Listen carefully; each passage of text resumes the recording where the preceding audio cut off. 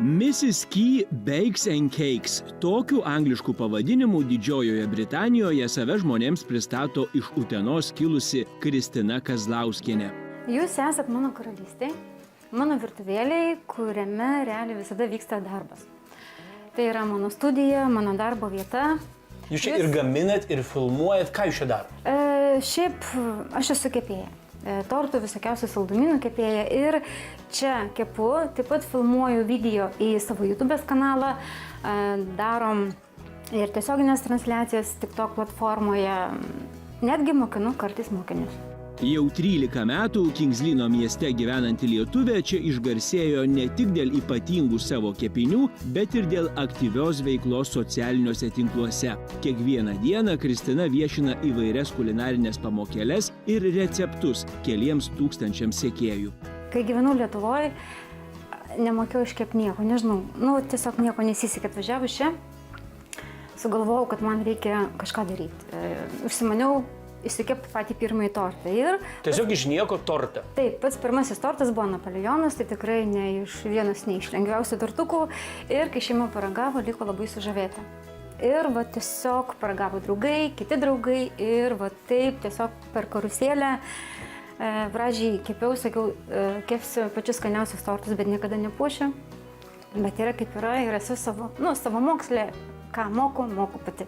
Aš moku pati. Tai kiek jau metų jūs čia savo kulinarijų sukate? Nuo 2017 metų jau taip rimčiau pradėjau, kad užsiregistruoti, atsidaryti savo nedidelį biznį, kad pavydus tautiečiai nepradėtų skausnės. Būna.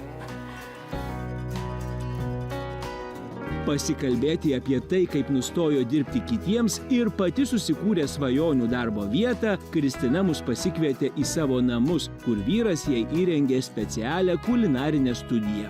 Čia buvo konservatorija ir dargi netgi buvo čia padarytas toks perėjimas. Konservatorija? Ką tai reiškia? Konservatorija tai kaip poilsinė vieta, kur gali ilsėtis. Mes Lietuvoje turbūt sakytume pavėsinę gal. Gal. Ir vyras išardė sieną, padarė man čia darbo vietą, atėjo iš konsulo patikrinti higieną, nes reikia ir sertifikatus laikyti, ne šiaip sau, kad tu čia... Atvažiavo inspektoriai? Taip, patikrino, gavom 5 žvaigždutes. Čia žmonės apskritai, kaip ar būtų policija, ar tokie prižiūrėtai, jie labai geri. Iš tikrųjų, turi būti šaldytuvas būtinai atskiras, arba kriauklė atskira, arba indaplovė, pas mane ir tas yra. Spinteles tikrina tik tas, kurias tu leidi. Tai turi būti popieriai tvarkingi, ten temperatūra, kad tu žymėtum 2 kartus dienoj, pasižiūri, tiesiog kokius dar gaminius pažiūri ir niekada neįmu namo. Aš kai lietuvė pripratus buvau prisikepus, sakau, įdėsiu. Jinai sako, kad aš ir labai norėčiau parangauti, bet sako, negaliu, nes tai įtakos jūsų vertinimui. Tai traktuojama kaip kyšis? Taip, aš tiesiog kaip dovanėlę norėjau dėti, nes smagu, atvykote į svečius, argi duosi paragauti ir atrodo, kavos, sakau, atsigersim kavos, ne, sako, negaliu. Kristina atvirai kalba, tokia laiminga ji dar niekada nebuvo. Daug žmonių daro klaidą, ieškodami savęs srityse, kurių visiškai neišmano. Daug metų eksperimentuoja, vis bando įvairius darbus ir viskuo lieka nepatenkinti. O man pasisekė, karjerą susikūriau neišeidama iš namų, sako ji. Stebuklinga virtuvė. Ne veltui dėl mano žalių akių mane kartais vadina tu ragana. Ragana? Ragana. Čia gerąją prasme tik? Gerąją, nes turiu labai gerą šeštą jausmą. Labai gerai žmonės pažįstu. Tiesiog jaučiu, kad geras žmogus, ne. Jeigu negeras arba draugė būna, tiesiog atsitrauki, nebendrauji. Tiesiog taip jaučiat, kad negeras žmogus ir... Pabendrauni jo ir matau ir aš tiesiog po truputėlį, ne taip, kad staigiai, bet mandagiai atsitraukiu ir daugiau kontakto nepalaikau. Ir čia realiai yra naminukai. Naminukai? Taip. Jeigu žinote, kas yra naminukai, naminukai tai yra geroji namų dvasia, kuri padeda saugoti namus, valo nuo negatyvo. Ir tiesiog būna momentais, kai susikaupia, būna kažkas negerai. Ir tiesiog galvoju, man reikia kažką daryti. Dukrai nesisekė vieną momentą ir reikėjo apsaugos ir pradėjau daryti naminukus, pradėjau daryti lėlytes. Pati padarėt naminuką? Kažkokia lėlytė konkrečiai situacijai yra sukurta? Jo, realiai, tai tiesiog pagal nuotaiką. Kažkas tiktų į virtuvę ar ne, kažkas tiktų į salioną pasodinti ar dar. O tokios raganėlės, tai jos yra padarytos į mašiną. Pašnekovė atvirai kalba, kad pradėti tokį kulinarijos studijos verslą nebuvo lengva, nes nuo pat pirmų žingsnių ji jaučia, kad kai kurie žmonės nori tyčia pakenkti. Kai pradėjau savo kelią į tortų pasaulį, labai trūko informacijos, ypač iš mūsų lietuvaičių. Yra daug grupių, bet tiesiog tave ten klaidina, murkdo arba duoda patarimus, kur tu tyčia suklysti. Intriginas toks? Taip.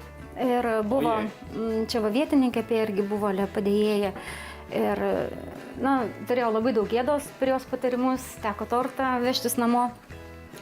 Jūs juokaujat, taip specialiai nori suklaidinti, kad jums nesigautų tortas? Jo, daryktų va taip geriau. Ir aišku, kai žalia, tai pradėjus dirbti. Ir padariau. Ir ištižo man. Bet kodėl? Bet kam tos intrigos? Kam čia? Žinokit, pavydas. Pavydas ir... Nes čia pas mus nedidelis palyginus miestas, bet yra labai daug kepėjų. Mūsiškių, anglių ir taip kitataučių.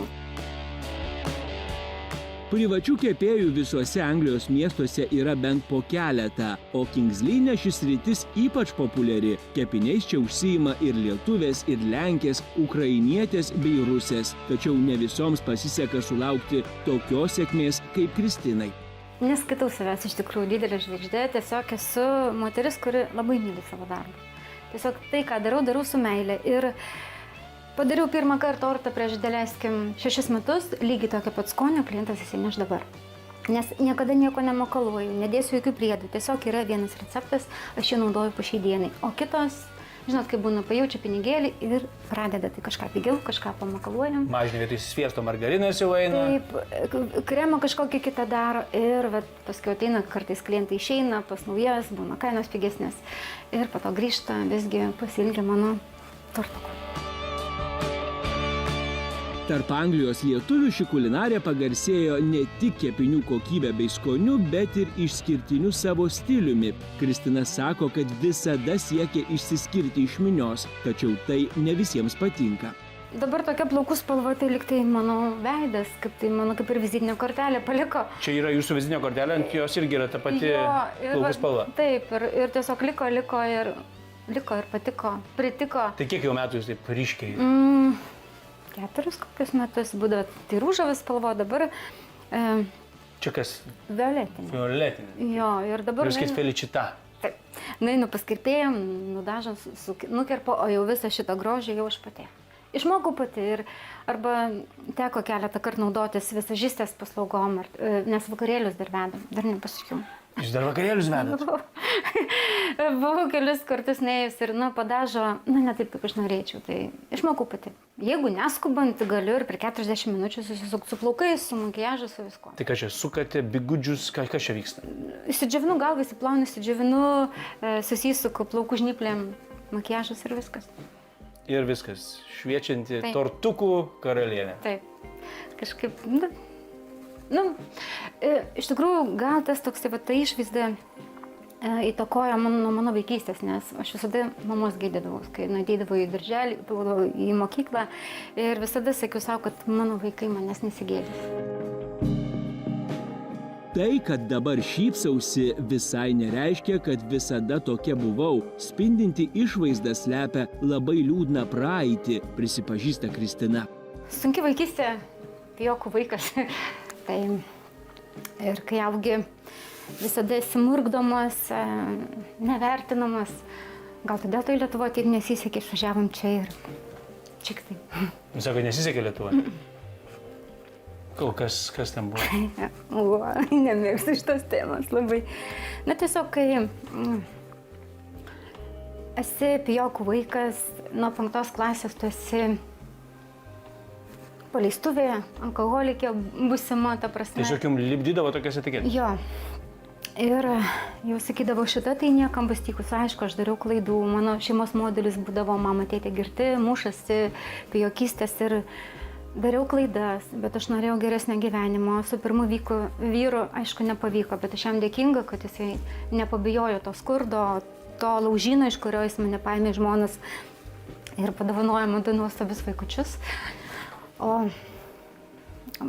įsiskyrėm, aišku, nepavyko, po to atsirado dabartinis vyras ir tiesiog jisai tas variklis, kuris mane palaiko, mes visada kojo kojon ką bedarytumėm, mes abu, aš jeigu čia dirbu, jisai man indus ateina išplauti, mes vakarėlius kartu irgi vedam. Ir sakau, Lietuvoje, kai gyvenom, tiesiog eini ir, toks vaizdas, kad tave nori spjauti. Ir manau, iš tokios šeimos vaikai supranta, kas tai yra.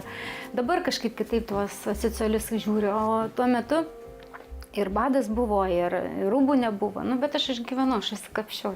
Aš niekada nenorėjau būti tokia kaip mano tėvai.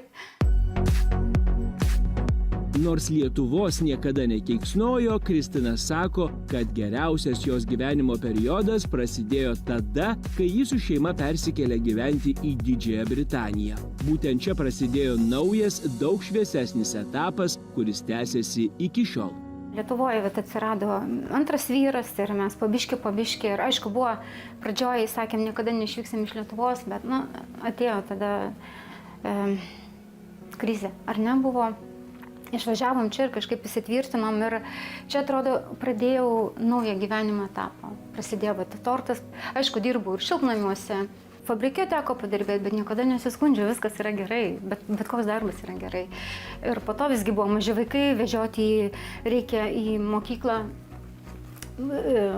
Su darbu nelabai ir teko kažką daryti. Negaliu sėdėti, žinau, kad toks žmogus, kad jeigu aš neturiu užsakymų su tortais, aš einu daryti lėlytes.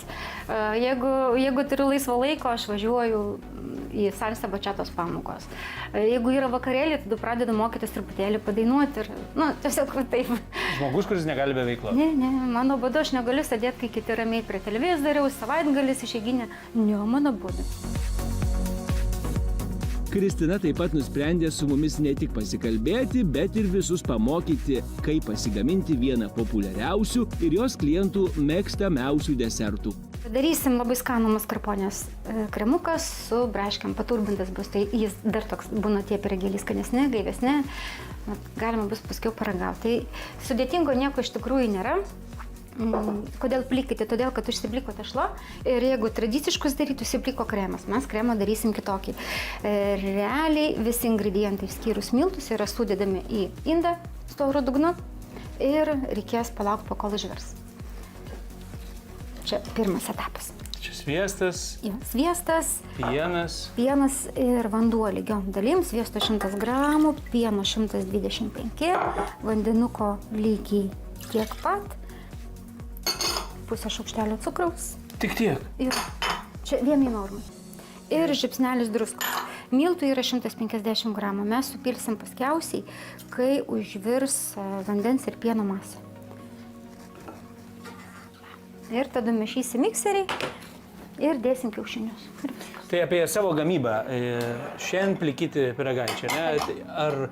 Ar čia neteisingai būtų sakyti, kad jūs esate lietuviškos konditerijos šefai, jūs viso pasaulio kulinarija, konditeriją, ką jūs darot? Tai nėra lietuviška konditerija? Ne, tiesiog tai, ką mėgsta klientai, tai kas skanu, kas turi paklausą ir prancūziškai eina pyragėliai, ten kur apipilį glazūrą, kur šaldyt reikia. Tortai įvairiausi, pyragai, jeigu reikia ir čiaburekus pagaminti galima, ir kivinas, viską truputį. Kristina, atskleiskit paslaptį, kodėl lietuvių šefės tokios paklausios yra Anglijoje, juk jūs turite be galo daug parduotuvių tinklų, desertinių, kavinukių, kur kas daugiau negu Lietuvoje, man atrodo, bet vis tik lietuvės, kurios gamina tortus, yra visada populiarumo bangos. Kodėl? Todėl, kad mūsų tortai skiriasi. Pas anglus yra tradicinis tortas, kuris gali išstovėti mėnesį 2 parduotuvėje be šaldytuvo. Tiesiog mes darom biskvitą, paragausit šiandien, skirtumas darom biskvitą, jį sulaistom, yra purus skanus kremas.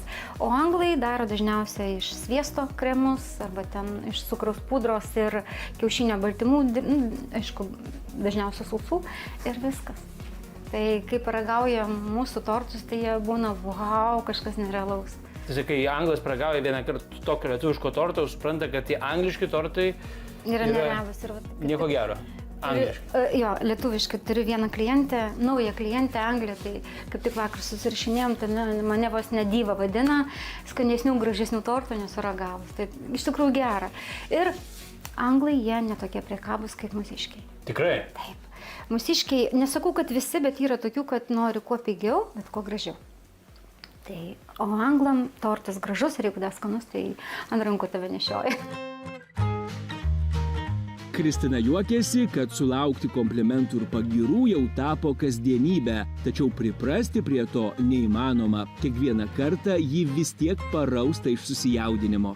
Esu tokia, kaip matot, niekada, aš gal gyvenime neužversiu nosies, ta prasme, kad ir kaip man sektųsi, kad ir ką aš bedaryčiau, aš būsiu žmogus ir nevaidinsiu, kad ten kažkokia ponia iš pieno plaukusi.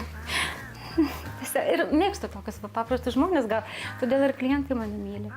Nes, natūralumas, manau, žavi. Tai kaip paviešinat kokį nors receptą, turbūt po to žmonės neužsakinėja, ten to patiekalo, nes patys gali pasigaminti. Tiesiog daug atsirado kepėjų mano dėka. Išmoko iš jūsų? Taip, ką aš keliu, nes ten tikrai daug labai informacijos pradedantiesiems, tai, negaila. Man negaila. Tiesiog auginate savo pati konkurentus. Taip, tai ką daryti. Konkurencija yra gerai, visada turi pasitempti. Dabar, kai tešla truputėlį pravėso, reikia įmušti kiaušinius. 4 arba 5, žiūrint, kiek paims tešla. Ką manot apie angliškus kiaušinius? Kiaušiniai kaip kiaušiniai. Nes aš esu girdėjęs iš lietuvių gyvenančių Anglijoje daug kritikos angliškiem maisto produktam. Ne. Va dabar apie maisto produktus aš atsimenu, irgi teko girdėti, kad iš Lietuvos siunčiasi bulvės, nes nesigauna cepelinų. Nieko panašaus, viskas išeina. Aš galvoju, šeimininkai kartais rankos ne iš ten auga. Didžiausia sėkmės paslaptimi ši namų kulinarė vadina tai, kad jos receptai paprasti ir prieinami kiekvienam žmogui, net ir tiems, kas virtuvėje nesijaučia kaip profesionalai. Dabar dėsim tešlą į maišelį su antgaliuku ir formuosim ant kepimo skardos ir po to dėsim kepti. Daug mažų šitų plikytų sausainiukų. Jo, mes galim daryti arba ilgus, arba darysim gal kaip barankėlės, jos bus suvalgomas per kelius kąsnius, kadangi tai neplikytas kremas, biškį kitaip darysis. Šiaip visada, jeigu darau savo, darau 2 normą, nes jie labai greit susivalgo. O jūsų šeima dar nepavargo nuo tų konditerinių kepinių? Kaip pasakyti, jau nebėra taip, kad ten valgom viską iš eilės.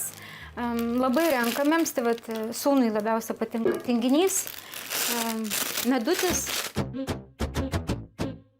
Nors visą dieną sukasi virtuvėje, Kristina juokėsi, kad pati nėra didelė valgytoja ir mieliau maistą ruošia kitiems nei savo pačiai. Būna klausia žmonės, sako, tu esi kepėja, bet, nesi tokia tradicinė kepėja, tokių didelių išmirų. Sakau, tai jūs negalvokit, kad aš čia kepu ir valgau. Aš čia prisiuostau tų kvapų ir būna, užtenka. Čia tai darom tradicinius. Orkaitę įsijungiau iki 180 laipsnių temperatūros, viršus apačia ir ventiliatorius. Ir kiek laiko? Pirmą keps 20 minučių ir po to galima sumažinti iki 150 ir dar kokią 15 minučių dakepti. Tiesiog pagal išvaizdą irgi. Kodėl turbūt jūs populiarėsite, nes jūs laužote tos nusistovėjusius stereotipus, kad konditerija yra labai sunku, nes jūs žiūrint atrodo, kad viskas yra be galo paprasta. Nėra labai sunku, bet reikalauja kantrybės iš tikrųjų. Ir ypač, kai reikia dirbti su žmonėm, nes būna, tai torto nenori pasiimti, tai dar kas nors, bet kai pradėjau imti depozitą, visi nori pasiimti tortus. Ar būdavo, kad užsako ir tada viskas? Jo, ir užblokuoja, ir netrašo, žinot, šiandien nusisakiau ir rytoj, galvoju, kam čia tų tortų, taip gerai. Tai tiesiog apsidraudi save ir klientą, kad tu pasižadi. Nėra dienos, kad Kristinos šaldytuve nerastumėte torto. Dažniausiai ten jie būna bent keli paruošti vežti klientams. Taip, prašom pristatyti Kristiną, kas čia jau pas jūs prigaminta. Labai laukiu šių svečių ir tikrai tortų kepėja negali pasitikti be torto. Čia yra labai anglų pamėgtas tortukas, Viktorijos biskvitas. Viktorijos, čia karalienės? Greičiausiai, čia jų tas tradicinis. Tai vadinasi Viktorijos tortukas? Jo. Kaip pas mus visi žino, Napoleoną. Jo, vanilinį, kaip jie sako, Viktorija sponge vanilą, kažkas va taip. Tai vanilinis biskvitas. Tikslus ten kremas, aš jau ten tradiciškai nedarau, čia yra maskarponės kremukas ir sluoksnis braškių džemo. Braškių džemas. Jo. O kas čia taip? O čia sviestinių kremų tiesiog prilyginu, labai greitas papuošimas, toks minimalus, kad nereikėtų labai ilgai stovėti. Vaisiai čia pats paprasčiausias. Anot Kristinos, daugam Kingslynė atrodo, kad ji iš savo kulinarijos studijos labai gerai gyvena, tačiau realybė nėra tokia saldi. Norint užsidirbti, reikia suktis beveik be poilsio dienų. Žinot, Lietuvoje įdomiausia žmonėms yra visada, ar įmanoma iš to, kai jūs čia darot, uždirbti, ar įmanoma iš to gerai gyventi.